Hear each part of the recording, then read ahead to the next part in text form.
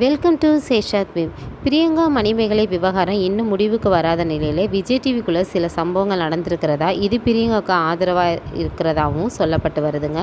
Cook with கோமாளி நிகழ்ச்சியின் 5வது சீசனை தொகுத்து வழங்கி வந்த மணிமேகலை திடீரென அதுலேருந்து விலகிட்டேன் அப்படின்னு சொல்லிட்டு அறிவித்தாங்க. நிகழ்ச்சி தொகுப்பாளர் அவரோட ஆதிக்கம் தான் என்னோட முடிவுக்கு காரணம் அப்படின்னு சொல்லி மறைமுகமாக சொல்லியிருந்தாங்க. அது பிரியங்கா தான் அப்படின்னு சொல்லி நெட்டிசன்களும் பகிர்ந்துக்கிட்டு வந்தாங்க தங்களோட கருத்துக்களை. மணிமேகலை இப்படி அறிவிப்பு வெளியிட்டதுமே விஜய் டிவியோட பிரபலங்கள் பலர் மணிமேகலைக்கு ஆதரவாக கமெண்ட் செஞ்சுருந்தாங்க.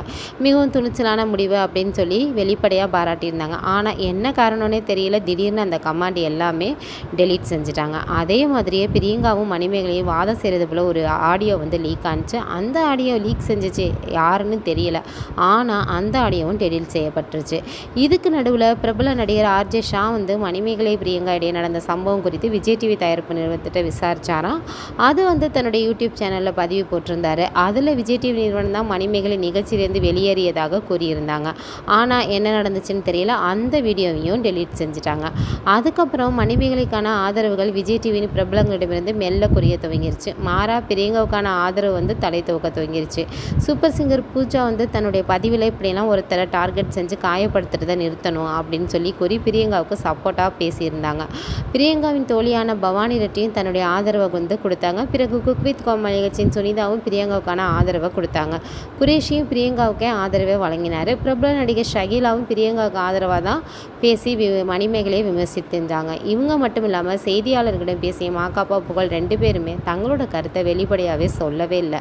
பிரியங்காவோட நெருங்கிய நட்பான மாகாப்பா பதில் சொல்லாமலே நழுவிட்டார்.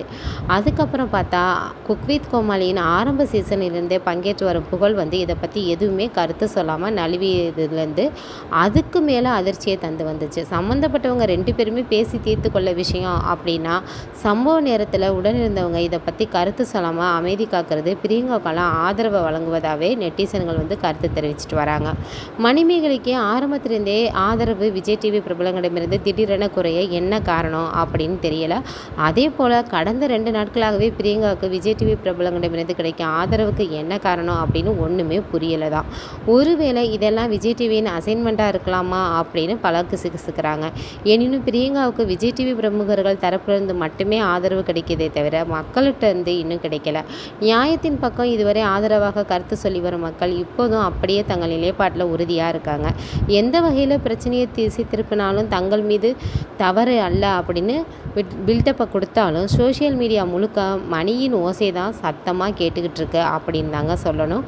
இதை பற்றின கருத்தை நீங்கள் சொல்லுங்கள். இந்த வீடியோ உங்களுக்கு பிடிச்சிருந்துச்சுன்னா லைக் பண்ணுங்கள், ஷேர் பண்ணுங்கள், மறந்துடாமல் சப்ஸ்கிரைப் பண்ணுங்கள். பாய்.